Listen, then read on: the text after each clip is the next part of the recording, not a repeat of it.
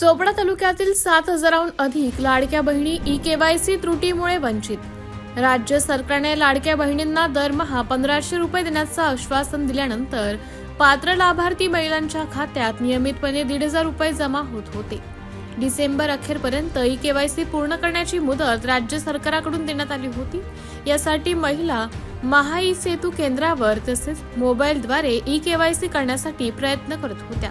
मात्र ई-केवायसी करताना काही ठिकाणी चुकीचे पर्याय निवडले गेल्याने किंवा चुकीची माहिती भरली गेल्याने राज्यभरातील अनेक लाडक्या बहिणींच्या खात्यात 1,500 रुपयांचा हप्ता जमा झाला नाही। या संदर्भात महिलांनी मोठ्या प्रमाणावर नाराजी व्यक्त केल्यानंतर बाल विकास प्रकल्प विभागाच्या अधिकाऱ्यांकडे अपात्र महिलांची यादी प्राप्त झाली।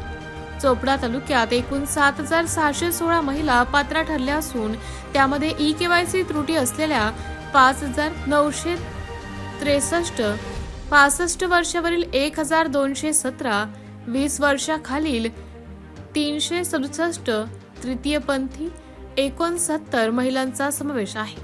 तालुक्यातील गावनिहाय यादी अंगणवाडी सेविकांना देण्यात आली असून यादीत नाव असलेल्या महिलांची प्रत्यक्ष पडताळणी करण्यात येणार असल्याची माहिती देण्यात आली आहे। मॅडम, लाडकी बहिणीच्या जे महिलांचे हप्ता बंद झालेला आहे, या असे तालुक्यात किती महिला आहेत आणि त्यासाठी आपण अंगणवाडी सेविकांना काय सूचना दिली? नमस्कार, मी बाल विकास प्रकल्प अधिकारी चोपडा 2।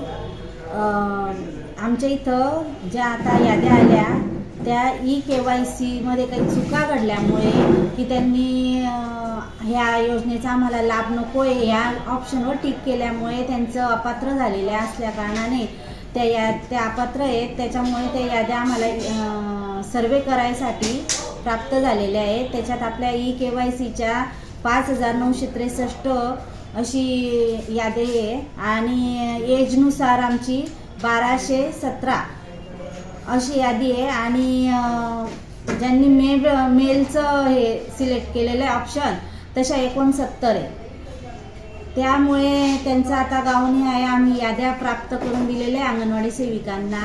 त्या घरोघर तुम्हाला विचारतील आणि त्यानुसार तुम्ही पात्र आहे अपात्र आहे ते सिलेक्ट करतील आणि ज्या पात्र आहेत त्यांना नक्की लाभ देण्यात येणार आहे। लोकनायक न्यूज